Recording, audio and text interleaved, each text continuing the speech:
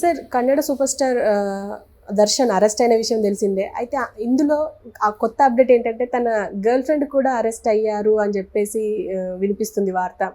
అసలు ఎందుకు సార్ ఇదంతా ఎలా జరిగిందంటారు? నిన్న మనం చెప్పుకున్నాం. బట్ నిన్న మనకు అన్ని విషయాలు ఇంకా పోలీసులు ఇన్వెస్టిగేషన్లో రాలేదు. ఈరోజు మొత్తం ఇన్వెస్టిగేషన్లో ఒక కొలిక్కి వచ్చింది ఈ కేసు. దీంట్లో దర్శన్తో పాటు దర్శన్ గర్ల్ ఫ్రెండ్గా ఉంటున్న పవిత్ర గౌడ, ఆమె కూడా అరెస్ట్ అయింది. సో ఆమె కూడా దీంట్లో ఇన్వాల్వ్మెంట్ ఉందని ఆమెను కూడా అరెస్ట్ చేశారు. సో ఇప్పుడు ఓవరాల్గా ఈ కేసును మనం చెప్పుకుంటే దర్శన్, అక్కడ దర్శన్ తూగుదీప శ్రీనివాస్ అతని పూర్తి పేరు. దర్శన్ తూగుదీప అంటుంటారు. దర్శన్ ఒక రకంగా మనం పవన్ కళ్యాణ్తో పోల్చొచ్చు. అంటే అతని హిట్లు ఫ్లాపులకు సంబంధం లేకుండా సినిమాలు అంత క్రేజీగా చూస్తారు జనం అక్కడ. సో దర్శన్కి అటువంటి ఒక క్రేజ్ అక్కడ ఉంటుంది. బట్ దర్శన్ విపరీతంగా వివాదాల్లో, గతంలో కూడా అనేక వివాదాల్లో చిక్కుకున్నాడు. ఆ వివాదాల గురించి కూడా నేను తర్వాత చెప్తాను. సో మా దర్శన్ ఏంటంటే చాలా హై బడ్జెట్ సినిమాలన్నీ చేస్తుంటాడు. మన రీమేక్స్ కూడా అక్కడ ఎక్కువ చేశాడు. పోకిరి కూడా అతను అక్కడ రీమేక్ చేశాడు. మనకి సలార్ టైంలోనే అతనిది కాటేరా రిలీజ్ అయింది. తెలుగులో కూడా రిలీజ్ అయింది ఇక్కడ కాటేరా. సో అట్లాగే తమిళ నుంచి కూడా ఎక్కువ సినిమాలు రీమేక్ చేస్తుంటాడు. సో ఇలాంటి దర్శన్ పర్సనల్గా తీసుకున్నప్పుడు తనకు అనేక వివాదాల్లో గతంలో కూడా ఉన్నాయి. అందులో ఒకటేమో అదృష్ట లక్ష్మి గురించి అతని కామెంట్స్. ఒకసారి అంటే అదృష్ట దేవత ఇంటి తలుపు తట్టినప్పుడు మనం ఎప్పుడంటే అప్పుడు తట్టదు, ఎప్పుడో ఒకసారి తడుతుంది. తట్టినప్పుడు ఆమె లోపలికి తీసుకెళ్ళి బట్టలు ఇప్పి బెడ్రూమ్లోకి తీసుకెళ్ళాలి అని కామెంట్ చేశాడు. అది అప్పట్లో చాలా సివియర్గా ఇదైంది. అంటే హిందూ దేవత అలాగా నాకు తెలిసి ఎవరు కూడా ఇలాగా అదృష్ట దేవతను చూసిన వాళ్ళు ఎవరు ఉండరు. మరి తనది ఎందుకు అంత కామదృష్టితో చూశాడు? సరే, దాన్ని చెప్పాల్సిన అవసరం ఏంటి? దానివల్ల బాగా కాంట్రవర్సీ అయింది. అంటే అభిమానులు కూడా అతని మీద కోపం పెంచుకున్న సందర్భాలు చాలా ఉన్నాయి. అట్లాగే అతను ఎక్కువసార్లు పార్టీలు ఇవ్వడం, లేట్ నైట్ పార్టీలు, దానివల్ల చుట్టుపక్కల వాళ్ళతో గొడవలు అవి కూడా ఉన్నాయి. ఒకసారి తన ఇంటి పక్క ఒక మహిళ కారు పెట్టిందని చెప్పి ఆమె మీద కుక్కని వదిలాడు, ఇంట్లో ఉండే పెంపుడు కుక్కని. సో అది వెళ్ళి ఆమె మీద దాడి చేసింది. ఇలాంటివి చాలా వివాదాలు ఉన్నాయి. అన్నిటికంటే తన కుటుంబంలో వివాదం. కుటుంబంలో విజయలక్ష్మి అనే ఆమెని పెళ్లి చేసుకున్నాడు అతను 2013 ఆ ప్రాంతంలో, 2003లో పెళ్లి చేసుకుంటే వాళ్ళకి వినీష్ అనే ఒక అబ్బాయి కూడా, కొడుకు కూడా ఉన్నాడు. కానీ ఆమెకు ఇతనికి ఎప్పుడూ గొడవలే. ఆమె 2011 ప్రాంతంలో వెళ్ళి పోలీస్ స్టేషన్లో ఇతని మీద డొమెస్టిక్ వైలెన్స్ కింద కేసు కూడా పెట్టింది. అప్పుడు ఇతను అరెస్ట్ చేసి 14 రోజులు జైల్లో కూడా పెట్టారు.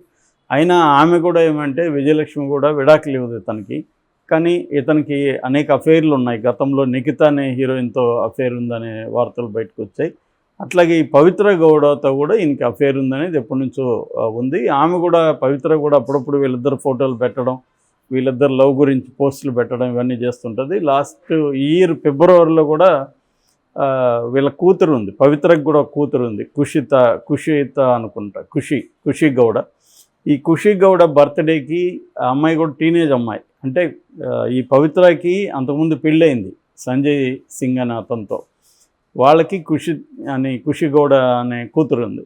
ఈ కూతురు బర్త్డేకి తను వెళ్ళడం, కేక్ కట్ చేయడం, ఆ కూతురుతో సరదాగా డ్యాన్స్ చేయడం, ఇవన్నీ వీడియో తీసి ఆమె పెట్టి, మా 10 ఏళ్ల అనుబంధం ఇప్పటికి కూడా బ్రహ్మాండంగా ఉంది, అది నేను పెట్టింది. దాని మీద ఆమె భార్య విజయలక్ష్మి మాట్లాడినప్పుడు భార్య కూడా అనేకసార్లు పవిత్ర గురించి మాట్లాడుతుంటుంది. దానికి సమాధానంగా పవిత్ర కూడా, మా ఇద్దరి రిలేషన్షిప్ భార్యకి ఎప్పటి నుంచో తెలుసు, ఆమె కూడా ఇట్స్ ఓకే అనింది నాతో అనేకసార్లు, ఇప్పుడు ఎందుకు మరి విమర్శిస్తుందని ఈమె కూడా మాట్లాడింది. ఇలా వీళ్ళిద్దరి ఈ ట్రయాంగిల్ డ్రామా ఏదైతే ఉందో ఇది ఎప్పటి నుంచో కన్నడ సినిమా ఇండస్ట్రీలో, కన్నడ పబ్లిక్ లైఫ్లో ఇది అందరికి తెలుసు. ఇది అప్పుడప్పుడు జరుగుతుంటుంది.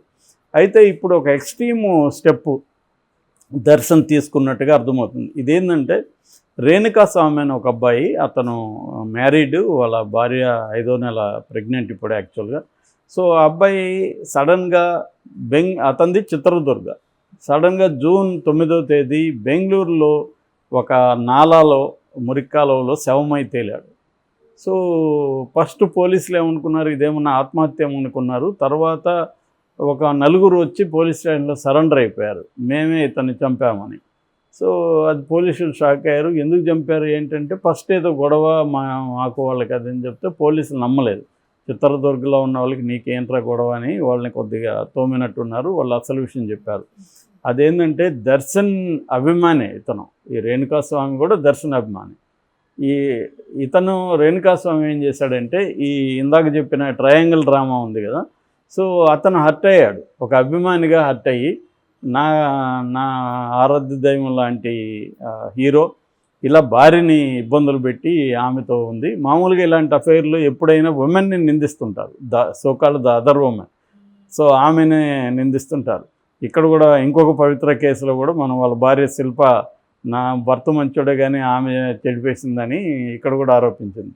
సో ఇక్కడ కూడా ఈ అబ్బాయి ఏంటంటే ఈ పవిత్ర గౌడేది తప్పు, మా హీరోని చెడగొట్టింది ఈమె, నా హీరో భార్యకి ఈమె నష్టం చేస్తుంది, ఆమెని బాధ పెడుతుంది అని చెప్పి ఈమెకి యాంటీ పోరాటం ఇతను స్టార్ట్ చేశాడు ఈ రేణుకాస్వామి. వీడి జీవితం వీడు చూసుకోవచ్చు, కానీ వీడేంటి నా హీరో జీవితాన్ని కాపాడాలి అని ఇతను బయలుదేరి ఇతను హీరోగా ఈ పవిత్ర గౌడకి యాంటీగా పోస్టులు పెట్టడం, ఆమెకి డైరెక్ట్గా ఆమె నెంబర్ సంపాదించి ఆమెకు తిడుతూ ఆమెను రకరకాలుగా మెసేజ్లు పెట్టడం, ఇవన్నీ ఒక రకమైన హరాస్మెంట్ చేయడం స్టార్ట్ చేశారు. వీళ్ళ దృష్టిలో హరాస్మెంట్, అతని దృష్టిలో పోరాటం. సో ఫ్యామిలీకి అతన్ని అంటే దర్శన్ని కాపాడే పోరాటం అతను తనకి తానే తీసుకున్నాడు. సో దీంతో వీళ్ళకి ఈమె ఏడుస్తూ ఇతనితో చెప్పడం, దీంతో ఇతనికి కోపం వచ్చింది. మామూలుగా అయితే కోపం వచ్చినప్పుడు ఫస్ట్ సామధాన భేద దండోపాయాలనే ఒక ఉంటుంది. ముందు ఎవరికైనా చెప్పించడం వాడికి, ఇవన్నీ చేశారా లేదా ఇంకా తెలీదు. ఏదేమైనా ఇతను ఎవరికో చెప్పాడు. తన ఫ్రెండ్ వినయ్ అని ఒక ఇండస్ట్రియలిస్ట్ ఉన్నాడు. తనకి ఒక స్టోనీ బ్రూక్ అని ఒక రెస్టారెంట్ ఉంది. ఇతను ఫ్రెండ్స్ అనమాట. అతను ఫైనాన్సర్ కూడా, ఫిల్మ్ ఫైనాన్సర్. ఈ వినయ్కి అది చెప్పినట్టున్నాడు. సో వినయ్కి హోటల్ ఉంది కాబట్టి కొంత రౌడీలు వీళ్ళతో కొంత సంబంధాలు ఉన్నాయి. అలాగా ఎవరినో ఇతను అపాయింట్ చేశాడు, మీరు వెళ్ళి వాడిని తీసుకురండి అని. సో వీళ్ళు చిత్రదుర్గ వెళ్ళి, ఇతనేమో అక్కడ ఒక అపోలో మందుల షాప్లో పనిచేస్తాడు ఈ రేణుకాస్వామి. అతన్ని పట్టుకొచ్చి ఈ కార్ షెడ్లో, వినయ్ వాళ్ళ కార్ షెడ్లో అతన్ని కొట్టి తీసుకెళ్ళి వేసేసారు. తర్వాత వాళ్ళకి భయం అయింది, వెళ్ళి సరెండర్ అయిపోయారు. అంటే పోలీసులకి ఇది సరెండర్ అయితే కొంత తక్కువ కొడతారు, లేక పట్టుకుంటే ఎక్కువ కొడతారు అని వాళ్ళకి ఏదో ఉంటుంది. అలాగే వెళ్ళి సరెండర్ అయిపోయారు. సరెండర్ అయ్యి వాళ్ళు క్లియర్గా ఏం చెప్పినారంటే దర్శన్ చెప్తేనే మేము చేసామని చెప్పేశారు. అంటే దర్శన్ వీళ్ళతో కూడా మాట్లాడినట్టుగా ఉన్నాడు. సో ఇది చెప్పాడు. సో దీంతో ఇలా చంపేశారు. దర్శన్ ఏమంటున్నాడంటే నేను బెదిరించమని చెప్పాను తప్ప చంపమని లేదని అంటున్నాడు. వాళ్ళు మరేమో చంపమని అంటున్నారు. సో ఇదంతా కోర్టులో తేలాలి. ప్రస్తుతానికైతే ప్రియురాల కోసం దర్శన్ హంతకుడుగా మారాడు అన్న వార్త విపరీతంగా వైరల్ అవుతుంది.